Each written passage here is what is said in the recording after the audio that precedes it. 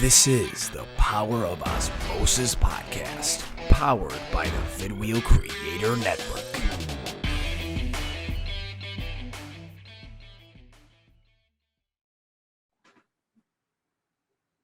So we are now recording. This is actually virtual podcast number 3 for the Power of OZmosis. So first, welcome to the Power of OZmosis video podcast, powered by Vidwheel Creator Network. I am with the one, the only Steve Procknal, but more affectionately known as Yoga Steve, here in the Western New York area and regionally and even nationally. Steve, welcome to the show, my brother. Thanks for having me. Excited to be here. Honored. Yeah, man. So honored to have you. We were just chatting before this and it was like we could be recording right now because we were getting to some good topics, but we just started. I'm making sure we're good. But, for today's conversation, for all of our listeners, watchers, we're going to talk on the topics of growth mindset. We're going to talk about transformation. We're going to talk about just how to optimize all facets of life, right? So the physical, mental, emotional, spiritual, and so on. So, Steve, I've only known Steve maybe for 6 or so months, but certainly feel like I've known him a lot longer, a lot of mutual, interests and passions, and certainly a lot of gratitude, hence the shirt, but enough from me. Friends. That's it, baby. I love and that too. I love the November Project shirt. Love it. Love that. So anyway, enough from me. Without further ado, Mr. Yoga Steve here. I'd love to hear more about you and some more of that.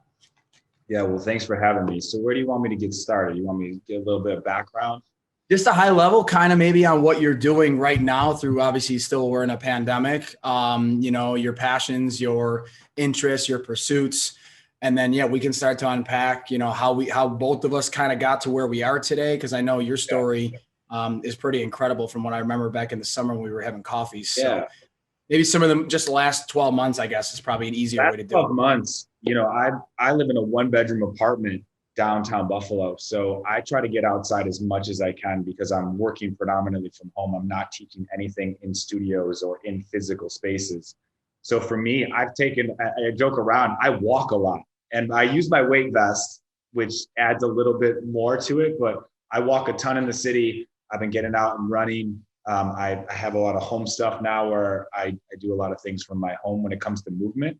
And then teaching a lot from where we are right now in the space of computers and at home, which has been different, but I try to keep my vibes high. And when I notice the self-awareness of if I can see myself either fading or if I need to jump into a workshop or an interview or something where I need to show up, it's like, okay, well, what do I need to do right now to get to where I need to be? So I try to keep myself, balanced. And then when I need to pick myself up and also still staying with morning routines and trying to, it doesn't look the same as it did before. And I'm okay with that, but I definitely keep myself in a solid routine for most of the week.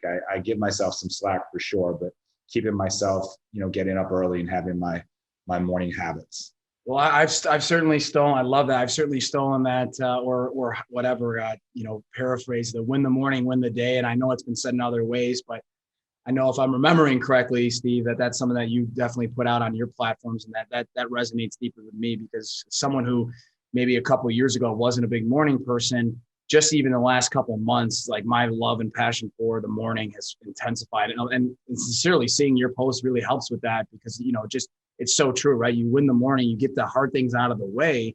You don't have to worry about decision fatigue later in the day to, do I go do that run? Do I go do that, hard task, whatever it may be. So I love that you keyed in on the routine. So talk more about then, is it November Project? Is it your clients? Is it how you're staying in shape? Love to hear on any of those. Yeah, so I've had to adapt. I mean, last year at this time, I was taking a lot of classes and I was inside. Like I usually use the winter to cross-train the mind and the body is something that I also live by. If I try to learn new things, learn new schools, work different parts of my mind and my body. And so each winter I'll choose different things to try on for the first time. Joking around, last year, I just got a Facebook. I was doing Pilates, I was doing booty yoga, and I was doing bar. That's what I did all month. I took almost 25 classes in those disciplines was my challenge for myself in January. And I got strong in ways of muscles that I had never used in my life. Well, this year, I'm not going to any in-person classes just because, as you know, I'm helping out my parents, and my father's been sick, and my parents are in their 70s, so I'm just staying home and then taking care of them where I need to, just to be safe. And that's my decision. Another form of discipline right there, no doubt.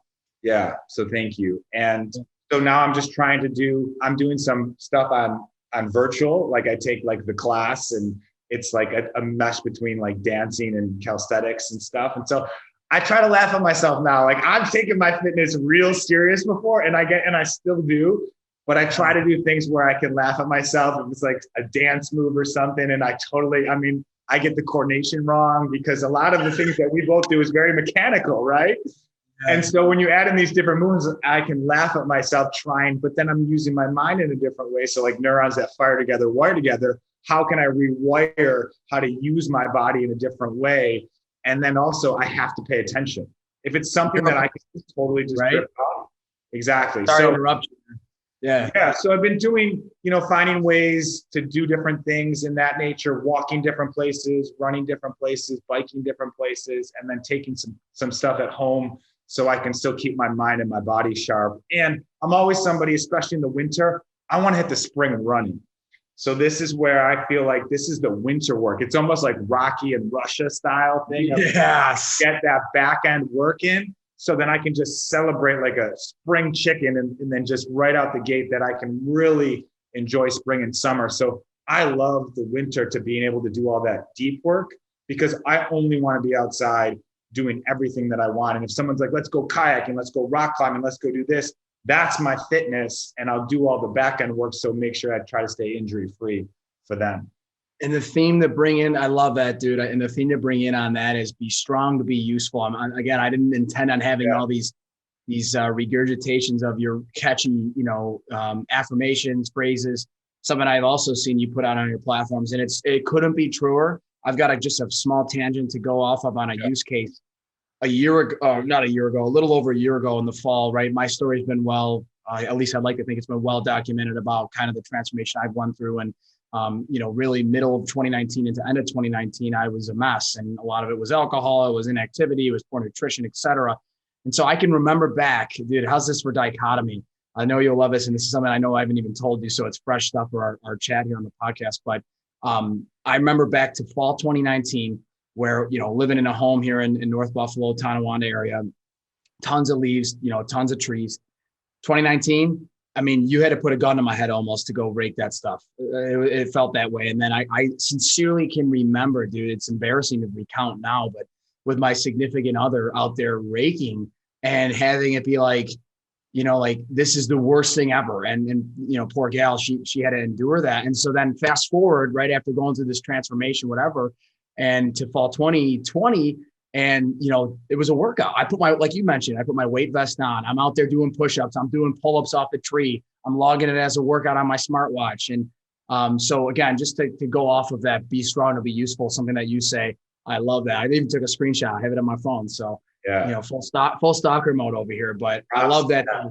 The Oz down in the Oz cave, it's on the wall, but don't tell anybody. Well, and you bring up a good point, which I also think people can get tripped up. And, I don't want to give advice, but just things to consider is I look at everything as free fitness. You take the stairs, free fitness. You got to do some chores, free fitness. You got to rake, free fitness. It doesn't always have to be logged. And I know we might get into this, and it doesn't always have to be measured, but you can also just anything. If you don't want to do something like shovel or rake, free fitness. Just say it till you believe it, and then just go for it. And then when you're doing it, because once you're doing the thing, feels pretty good.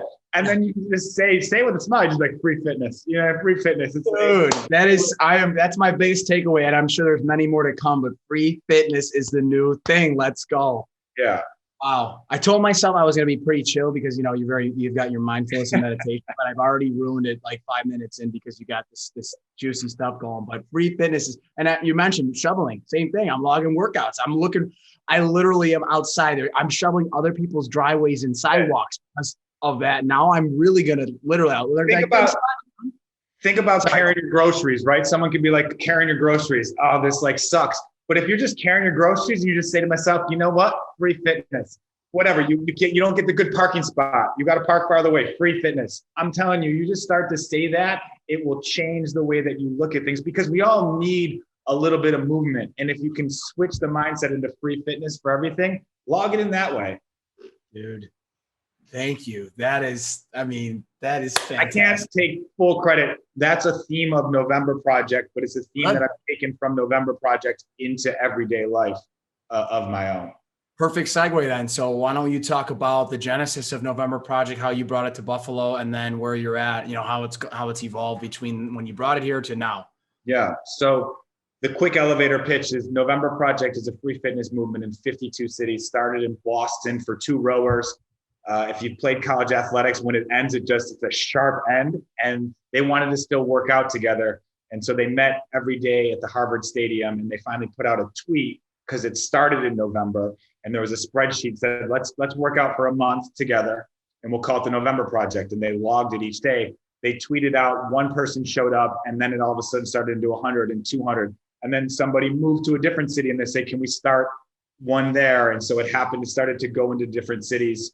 And that's how I kind of found out about it, was through some friends. And nothing like that was going on in Buffalo at the time, especially in the morning. So November Project, always 52 weeks a year, always outside. And it's in some of the coldest cities in North America. It's in Edmonton when it's negative 30 degrees. They're out there. It's in Winnipeg. It's in Ottawa, Montreal, but it's in Buffalo. It's in Boston, Chicago, but it's also in San Diego as well. So their theme was weatherproof, but also free fitness. It's completely free. There's never an ask. There's never a pitch. It's just show up was another hashtag of theirs. And we always meet Wednesday mornings. Ours was at the Albright Knox Art Gallery. And so I said, well, Steve, if not you, then who? And I just wanted to get it going. But you have to pledge first. They don't just say, like, you can be November Project. You kind of got to earn your stripes. So my friend, Jason Jerome, who was a Lulu ambassador as well, I asked him if he wanted to do it. And we showed up. We'd never been to a November Project workout. We didn't really know what we were doing, but we met at the Albright Knox, and 40 people showed up. And then from 40, the next week we had 75, and then we had 125, and then we had 175 people showing up on Wednesday mornings at the Albright. And we were like, what are we supposed to do with 175 people? Because I never taught boot camp classes. I was a yoga instructor. I could work myself out, but moving 175 people. And what November Project was pre-COVID was we worked on, we hugged, we high-fived, we partner workouts. It was about community. It was about seeing the people in your neighborhood, seeing people in your city. It's about inclusivity. It's about gathering people together for just like when you were a kid. Use the outdoors, completely free, show up. Your friends are going to be there. It's better when you're there. And then you just shoot people off on their Wednesday with all that energy. And then you have that effect of the next person they see, they're going to be good too. And then that person is contagious. And so we're spreading out positive vibes into the city. And we would see people, they're like, Wednesday's my favorite day of the week. We would say Wednesday, best day. And when you have that type of charge, man, it just gets you going. So we've been going for charge, baby. Yeah. So we've been going for it'll be 4 years in June. We've done workouts at Ralph Wilson, at the Bill Stadium multiple times, the Bison Stadium, at the hockey arena. We've done it all over Western New York, but we always meet at the Albright, except for right now with COVID. We've been just doing some stuff virtually. So we'll be back again, but it's been a great addition to my life because it's made me a better person by helping co-lead that and just being the person that steps up in front and helps lead some stuff. And, it's also made I've got to meet a lot of people, and it's made me grow too as well. So and also people from around the world, because I've got to go to different events and things like that. So it's been a grateful thing in my life. Dude, you gotta think that I'm going to be pinching you here or needling you for a chance to get involved once COVID figures itself out. Yeah.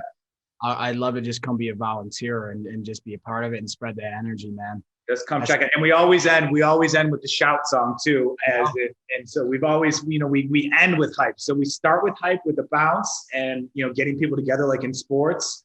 And then we also end with the shout song. So like shooting people in their day in Buffalo at 6:50 that you did the shout song is just like next. What a friggin' awesome concept. I mean, I knew about it, but I'm glad to hear that, right from the source. I mean, that's fantastic. So that's also what's been good for me is like yoga is very much so more silence. It is community. And then November Project is just way out of the box. And I'm sure like you can relate, is like, it's good to have both. We say strength and softness in yoga.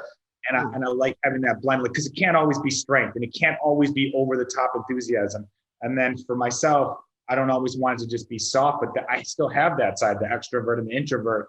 And I want to kind of feed both of those, and having those aspects in my life has been important. And that's where November Project is a blessing. And then yoga is a blessing. And they kind of wash both of those parts of myself. Wow. Okay. So let's step back for a second here. We're only, 10 minutes in. I want this to be a takeaway, actionable, driven type chat. So far you've talked about free fitness. You've talked about, well, let's actually go further. Win the morning, win the day, be strong and be useful, free fitness concept. And now you're talking more about November Project. If someone wants to be on that virtually, how would they find that, Steve? Find which one? If possible, like, are they November Project? Is it possible for folks to join virtually? Yeah. If so, how do they do that? Right now we're doing yoga at 6:15 on Monday mornings till, at least New York State is allowed to gather in bigger groups for outdoors. Right now we can't gather. So stay tuned. I think within the next month, we'll be gathering again. And you can find us on Facebook at November Project Buffalo and Instagram, November Project Buffalo. The one thing that I will say about win the morning, win the day is look at the first 30 minutes to the hour when you first wake up and do the things that make you feel unlimited, whatever that is for you. I know that you have your things, I have my things, and they may not work for somebody else. But what I try to do is when I wake up, and I'm sure you can attest, like I don't wake up like Tigger all the time. Some days, but some days I don't.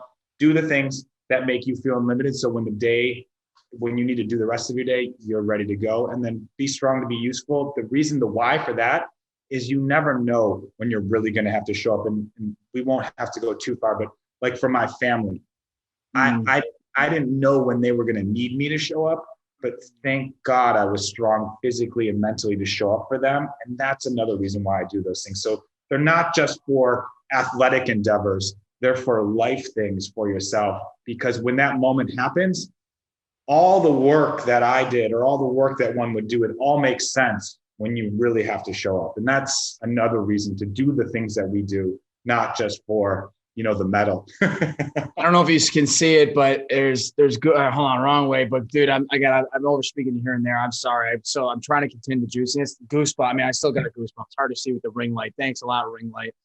But dude, wow. I mean, this is incredible. I can't even handle. I mean, it's so good. So, I'll compose myself here. I'll use the soft part instead of the strength. That's a perfect segue to someone that we talked about on Friday and that person I'll just reveal is David Goggins, Buffalo native. Again, my followers, watchers, listeners know that I am a diehard. He is a big part of what I like to call my personal equation of motivation, drive, Navy SEAL, Army Ranger, Special Ops. I mean, this man is incredible. Ultra marathons, Moab 240. So, the reason I bring him up though, is he says that exact concept, and I'm not, I know you're a Goggins fan, and we're going to unpack that and how you're kind of interacting there and what we're planning on doing. Hopefully, well, not hopefully with faith, I should say, but he talks about that exact concept, Steve. And he says, if I get a call at 3 a.m, there's one of his YouTube videos. I'm obsessed. I know pretty much all of them. And he says, if I get a call at 3 a.m. and my mom's dying or she's been shot and I have no way to get there and I have to run, I gotta be fit. I gotta be strong to be useful. And the way you said that, I mean, just to go back to your family, it couldn't be any truer. And I'm glad you hit the mental side too, because sure, you can do the outdoor chores and you can help with the house and the groceries, but you got to be composed, back to this mindset stuff. You got to be able to handle the dissonance that's going to come with seeing some of those struggles, those perils within the family home. So a lot of credit and kudos to you, my brother. That's incredible. Yeah. Well, I mean, I almost lost my father a couple of times during COVID because he's been sick with cancer, and standing there with my mom and being there for her and being there for my brothers who don't live in town. I don't care how much I can bench press, but if I'm mentally not there for them and I need to be there, like that makes slowing the moment down to say, what's the next best decision for me to make for myself and for my family. That is a different form of strength, which is what we get back to. It's David Goggins. I feel like he paraphrases it and it's like, who's going to carry the boats and the logs, right? that's a different form of be strong to be useful. His version of the mind and the body of like, who's going to carry the boats and logs for you and your family when it gets tough? Like, I feel like we speak the same language. Like, I'm going to raise my hand, and say, I'm in, I'm ready. Let's go. Yeah. And just for the audience, right? The who's going to carry the boats and the logs goes back to Hell Week when he was going through his third Hell Week in training for, Bud's training for becoming a Navy SEAL. I think it was the only person to ever go through it 3 times. It's a 6-month program. So, they were doing that in the cold San Diego surf over on Coronado Beach there. And, they have to, they're in the boat, but then they have to press the boat and they have to do the logs, and just some reference there. I mean, it's like complete savage. Obviously, you're going to become a Navy SEAL. You got to go through hell, to get there. And so on that same topic, why don't we unpack, because again, I think I've put out some things in the past. I don't know if I've said it publicly, but I've been in talks and works with some, larger companies, some organizations, some not-for-profits. And then I've kind of got a pseudo committee that I built last year, which we put on pause because of COVID, that relates to bringing David Goggins back to Buffalo for something that we are going to call a Night of Hope. And that's for law enforcement, first responders, and military. I've already got 2 keynotes, and I think we've talked about this, and I'd have to refresh those conversations, but something that we'd like to do. And then, you have your own story with that, and even just something recently that got me all sorts of fired up. So I'll stop talking and love to hear more from you on the topic of our boy, David Goggins. Yeah, I first found out about him with his book, Living with a SEAL. And I don't remember how it got passed to me, but he wasn't actually identified as the SEAL in Living with a SEAL. But I was so impressed with that book. And that started a journey for me of what was possible in a different form of movement and fitness. Because if the backstory is he was working with Jesse Itzler, who was, a big business person, lives in Atlanta.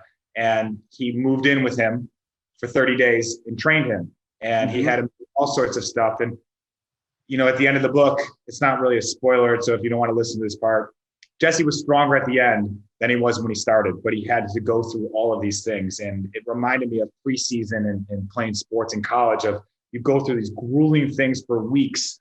And I couldn't move my legs, at the end of the day of preseason, but by the end, I'm so fit. And it brought me back to that way of maybe I got out of that mindset, and that gave a rebirth and of pushing myself through, like breakthrough to break out. And at that point, that's what I needed to hear. So then I don't know how it actually came to, society that person was David Goggins. And then he just blew up, and I started learning more about him and following him and, his journey into ultra marathons. And November Project is a lot of the participants or co-leaders. I'd never experienced ultra marathons, and a lot of them do those.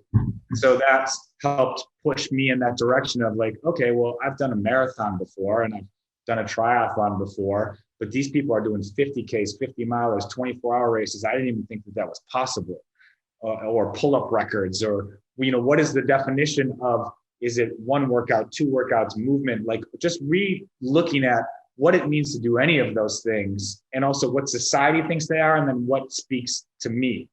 And also what's capable for the body. David Goggins has that, when you think you're done, you're only 40% done, which is a little harsh. That's not for everybody. I get it. He doesn't claim that it is, but for some people that mindset may work. So he helped me just kind of get through maybe some ceilings that I might've had.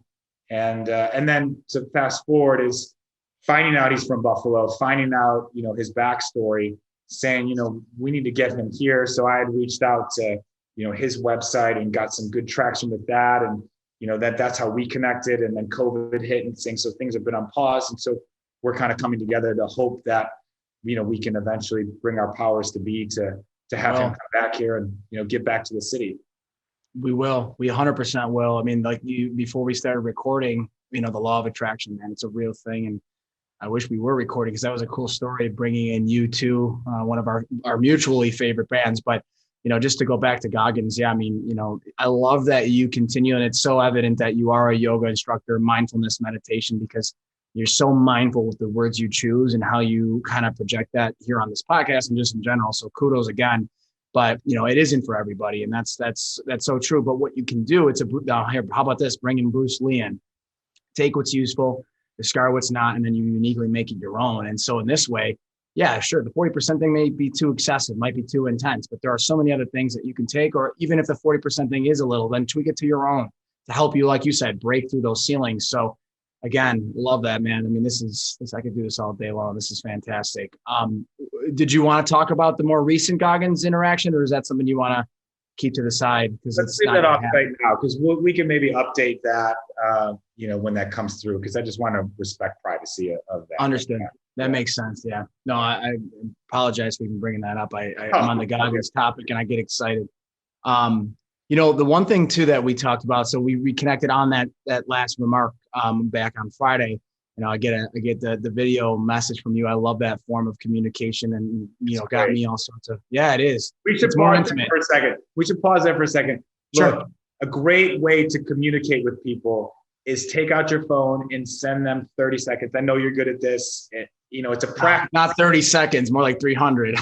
But let's start from 30 seconds and just, pull out your phone, especially during COVID. It's February, depending on where you live, like it's cold and dark here. Pick up your phone. Just before we talked, I had a couple minutes. I picked up my phone. I threw out 3 video messages to friends to say like, hey, I see you. I appreciate you. I hope you're having a great day. Happy Groundhog Day, and just throw that out there so we can, it's like the candle, right? It doesn't cost you really anything to transfer the light to the candle. It's like, it doesn't really cost me much to take out my phone, but then I can help somebody else out. So I would invite you to take out your phone. It doesn't need to be right now, and send a video message to somebody you care about, or somebody you need to check in with, or somebody that might need a boost, and just let it go. And it's just a practice, and it only takes you 30 seconds or 1 minute, but it can really change somebody's day, especially right now.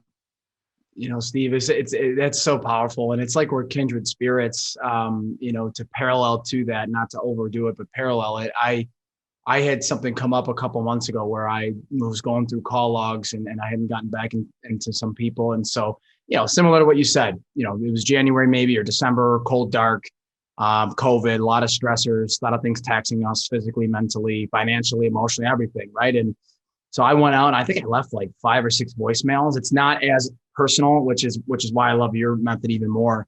It's not as personal, but the commentary I attached to, I put some posts out or something, say, hey, here's something. I think I tweeted it, try this, make 5 calls. If it goes to voicemail, leave them a little something, because you just don't know what it's going to do for them. Because I've been there. I know you've been there, right? You're having a day, dude. Honestly, I mean, I was off to a good start on Friday, but we all have our days. I mean, it's an up and down, push and pull, hot and cold. Yeah, dude. We're human, and people think like, John, you're always so motivated. And I'm sure you get Yoga Steve, you're the man, you're so calm, collected. Trust me, man, and that's why I think, we resonate well too, because it goes back to vulnerability. And I like to share I like to share the good with the bad. It's a Goggins thing, going back to David Goggins. I mean, he talks about all the time. We have this life on social media that everything looks so good. It's so great. And it's a theme I keep bringing up to clients, to whether it's a corporate client, a community client, or a human client of Osmosis. It starts to share more of your story. Be candid, be vulnerable, to the level of which your comfort. Of course, there's that caveat. But the point I'm saying is just I didn't know that story that you just unearthed there about how your mindset behind the video message is exactly almost verbatim what I thought with the voicemail. So takeaways: leave a voicemail if you can't do a phone call or a phone message because you're driving, and if you can, do what Yoga Steve said and do the video message, because it really, I mean, I've been there where I'm having a tough day. Someone leaves me a voicemail. I can't take the call. I listen to it. I hear their voice. I hear their excitement. And then I'm like juicy again. I'm excited. I'm supercharged. So I love that, dude. Thanks for sharing that. You're welcome. You're welcome. The one thing maybe in conclusion here that we can talk about, I think would be really fun, would be transformation. And it doesn't have to be from the rock bottom to the top of the mountain, but there's so many things that we can do to transform things, mindset, the way we think, the way we sleep, the way we recover, the way we eat, whatever. That's something that we talked about on Friday when you sent me that kind video message, and it really resonated because, again, you were giving me props and kudos, and that kept me energized and grateful. But I'd love to hear more from you on your view of transformation, what it's all about, and how to maybe kickstart one of those, whether it's, again, personal, professional, physical, mental, emotional, spiritual, whatever. We all need to transform things at times. So. Well, the first thing I'll say is the reason why is props to you for what you have done. And that's a practice too. I come from a very competitive person. That's not my human nature. My human nature of when I was younger is I was an athlete that wanted to take everybody out. I didn't want to see other people succeed because that's what I was taught in sports. Like, you want to get yours. And if you're on your team, great. If you're not, you're not. And I've had to work on that is acknowledging other people's successes and not being jealous. I think that's step one of transformation, is appreciating your journey. I know that word gets thrown a lot, but exactly where you are, and then celebrating other people if they're being successful on their own path. Because if I am only looking at how others are doing and comparing it to them, or being mad at other successes, that's going to hinder me from being my best self. And that's where we haven't talked about it yet, but that's where even time comes in, right? Of measuring things, because transformation can be measured if you're looking at a numbers scale. So transformation, depending on what someone needs, is based on however you want to measure it. And if transformation for one is just getting up early in the morning, step one, pulling the covers off, step two, getting out of bed, maybe that's transformation for them. Maybe transformation is going out for a run. Maybe transformation is reading a book, whatever that is, but don't compare it to the other people, because everybody has a different background. They have been doing things maybe longer. Like, someone can look at you and I and say, oh, well, like, I'm never going to be like them. But also, most people don't know how long we've been doing something, and also, or the failures that we've had, or the off days that we're having. So transformation is this, it's the simplistic things of one day at a time, and there's going to be setbacks. And to me, transformation is when there is setbacks, when you have an off week, when you have an off day, what are the systems you have in place to bounce back? Because you're playing the law of diminishing returns, the hedonic treadmill, where like the first run you had, or the first class you took, or the first marathon, like, it's so hard to have that same feeling. So if you're chasing that feeling, that's going to be a tough place to be in transformation. But if you're loving it for the sake of the path, you're loving it for the sake of the journey, you're loving it for what it does for you to be your best, to create the best version of yourself, that to me is where the transformation lies. Is I used to measure my best by the numbers, right? It's like, okay, well, I'm only the best if I hit this number, or I'm only the best if I rank this high compared to somebody else in my age group, or this. And now that doesn't matter. That's great. And I might still do those things, but I measure myself at, am I being the best version of myself now? And am I continuing to grow? And that's the transformation. And how am I treating others? How am I treating myself? How am I treating my family is way better than my parents. My family doesn't care if I get a medal. They don't care about a t-shirt. They just, I now know that the things that I need to do need to improve me as a human being. And I've been in places where fitness has not made me a better human being. It's actually taken me the other direction. So I would suggest do the things. I was listening to a podcast with Michael Phelps and another swimmer from Australia, and I forgot his name. Do things that make you feel more like you. Whatever that is for you. For you and I, it might be running, and that's great. For somebody else, it might be painting. It might be playing a musical instrument. Whatever that is, do that thing, because that's what the world needs, is more things that make you feel like you, because then I'm going to be able to show up better. You're going to be able to show up better. And then there's no more jealousy as much. There's no more over competition, all of those things. And then we respect one another. Like, I'm going to celebrate your wins, or I'm going to celebrate somebody else's wins. And that's where the transformation for me starts to happen, is just waking up and then also reevaluate. Like, the things that I used to do 15 years ago, they're not the same things. And so just because one and myself have identified with something 20 years ago or 15 years ago doesn't mean that they need to be them now. And so appreciating the identity right now, because identity can also push you to be resilient. If you identify with something, you might do it more when you don't want to do it. And also, sometimes if it's not working, it's just time to let that version of yourself go and adapt and morph into a new space for yourself as you grow, to make life interesting. Because right now, man, I need stuff to look forward to, in a good way. Yes. And I want things that are going to bring me joy, and I want things that are going to keep me growing. And so I'm taking a hard look at, like, what do I identify with, and what do I want to identify with, and what are the things that I need to let go. And this time is a perfect time to look at those things. So well summarized, pulling some nuggets, some gold nuggets out of there. I think the one thing too is the only comparison that we should be making is the comparison of who we are today versus yesterday. And you Yeah. can look back further, right? For me, it's like I can look back to when I last had a beer, however many months ago now, or again, like yesterday. Okay, what am I doing today that's better than what I did yesterday to keep that little growth, again, that growth mindset piece, like the book in the back from Dr. Carol Dwecker. Yeah. So insightful. And then the other thing I love that you said, Steve, was celebrate. You said celebrate others 100%. I mean, it's something that I know you do very well. You did it for me on Friday, as you mentioned. I know I certainly, I might almost feel like I overdo. I don't know if that's a thing. I don't know if that's a thing to be overly grateful or overly celebratory of others and things, but hey, it's better than the other. It's better than the other way. You know what I mean? So yeah, man. Good energy, right? Yeah. You put good energy. And the other thing too, though, just to finish that point, is to celebrate yourself, right? It's like, hey, I'm doing the best I can. I'm working hard. I'm mindful and cognizant of the fact that I do need to change this or that. And even if it's that, again, you mentioned running. I get a lot of clients that come to me and say, I want to run 10 miles. I want to run 5 miles. And so I go into discovery and say, well, how many miles have you put in? What's your regimen been like? What's the cardio like? And it's like not all the time, but a lot of times it's haven't done much. So let's get deeper. Why do you want to run 5 miles? Well, I saw this person, right? It's like, well, hold on. What about you though? And then at the same time, if you really are going to do this, you got to start small. So I think that's another takeaway we add to that beautiful tapestry of words you wove is, you want to go run 5 miles. Well, then you got to start with a half mile or a quarter mile even, because that's going to blow you up. Your body's not ready for that. You mentioned earlier with booty yoga and all the other, calisthenics you were doing that were creating these different muscles and things that you hadn't felt before.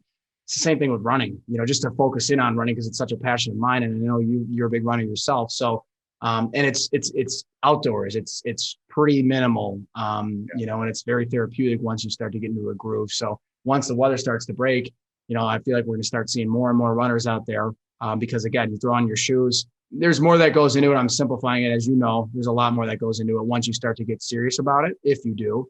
But I love that. So celebrating others, celebrating yourself, giving yourself a break too, right, is important. So I love it, man. This has been. Yeah, when the day's not going well, it's okay. It's like what Jocko Willink said. Sometimes you just got to go through the motions, and that's but go through the motions, right? I don't want to get up. I get up. I don't want to do that. I can hear his words in my head. I don't want to do that project. I do the project. It's, it might not be and Joe Rogan's a big proponent of that as well. He talks about, how he doesn't want to get up and go to the gym, but he goes anyway and he gets it done and you still got it done. And then what happens after that, Steve? You build confidence, man. I was injured, or I didn't feel good, or I just was tired and I still went and got it done, man. And then now you're even juicier, you're even more energized. Well, and that form of resilience helps you get through other things. In yoga, we say what we do on the mat equates to off of the mat. And that's the thing is like, why not use movement as life lessons for other things? It's not just about physical activity and physical fitness. Those are part of it. And though it will help one and myself in other aspects of my life because I've done things that I didn't want to do. And I've pushed through things where I might not have wanted to do them. And I learned something about myself at the end of it. And so like, what's the takeaway? What's the takeaway from a client that ran 5 miles for the first time? You did something, you said you were going to do it and you did it. Like that's important because that's important for the world. That's important for if you want a career, to be a parent, whatever your goals are, following through it with integrity, sticking with your word, doing the things that you say are things that are important. I consider important in my life. And that's where movement also helps me stay accountable for that. So powerful. There's so many good takeaways from this, so many action items, so many insights, thoughts that might challenge some of our listeners, the way that they may have, because it's easy to get, that's another thing too. It's easy to get into a rut. You look at the economy, the political arena, the weather, et cetera. I mean, it's been tough. So again, you only need one yes, right? There's a million excuses. The only one yes is just whether put your shoes on, roll out your yoga mat. All you need is that one. And the one thing that we didn't touch a ton on yoga, but I can tell you that when I started doing yoga, I couldn't touch my toes. I couldn't sit cross-legged. I looked at myself as the most unflexible person. And yoga is not just about flexibility, but if you're talking about physical yoga, that you can start just like running. You're saying run one block, if your goal is handstand, we'll start with here. If your goal is running 5 miles or a marathon, start here. It's the same principle. So whatever the discipline that you're doing, chances are that same form of discipline equates to everything else that you're doing. And you just take that same style and weave it right in there. And you do a fantastic job of the other aspects of your life. You take the same, what I gather is the same things that you do in one, you equate those disciplines, the work ethic, all of that into other aspects of your life for your plan, which is appreciate that. You're welcome. Appreciate that shout out. I appreciate that. Well, we're coming up on time. Is there one last little takeaway or message you want to leave? And if not, we've had so many already, so we can conclude here. But if there is anything you wanted to add in closing, it's all you. Well, one thing that I will say is work on your breath work. And if you have a chance, take some time in the morning. I use 4-7-8 breathing, which is inhale through the nose for a 4 count, hold for a 7 count, and then exhale for an 8 count. Priming your body with breath work. We've learned so much about that. And, try running down the street by holding your breath. You know what I mean? And taking time and working with your breathing, in a stressful situation, what is the first thing that people say? Is like, take a deep breath. But we don't teach ourselves that. And it's just like you practice for, Icky Johnson has, you're not going to rise to the occasion. You're going to revert back to your training. Well, something like breathing is so important, but you got to practice it. You can't just hope that when you need that breath, like in that, be strong to be useful. And though breath work is one of those things to be strong to be useful, because when it really hits the fan, if you have your breath, that's a powerful tool to have, because what his breath does, it calms down your nervous system, and then you can make the next right best decision. So what I would say is spend some time, look at some breathing exercise, box breathing, which is Navy SEALs, Brene Brown, first responders use box breathing, 4-7-8. Those are good to Wim Hof if you really want to go deep, and take some time and look at that, because I look at that nice as man. Change your energy, change your state. Well, breath work can help you change your energy in a quick way, and it's free.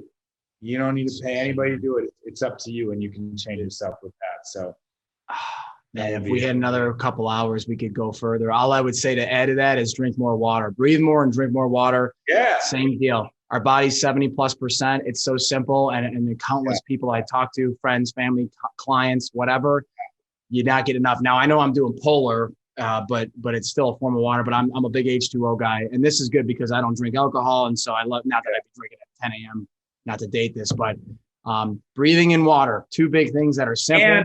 And laugh and bring some joy in your life. You got to laugh and you got to bring some joy. Like, look, I love to move, but you got to smile at yourself. Do some stuff that makes it silly. Sing in your car, add joy, laugh around, all those things. You're the man, brother. This has been fantastic. I'm going to do my outro here by giving thanks to obviously first starting with you, having you on this show has been awesome. It's been a really cool thing in the making, and so honored to call you a friend here. It feels like it's been much more than just a couple months or whatever. It's been 6 months. So big thanks to you, and again, I am grateful. And then a shout out to my media setup here, Vidwheel Creator Network, my partners here out of Buffalo, New York. They're fantastic.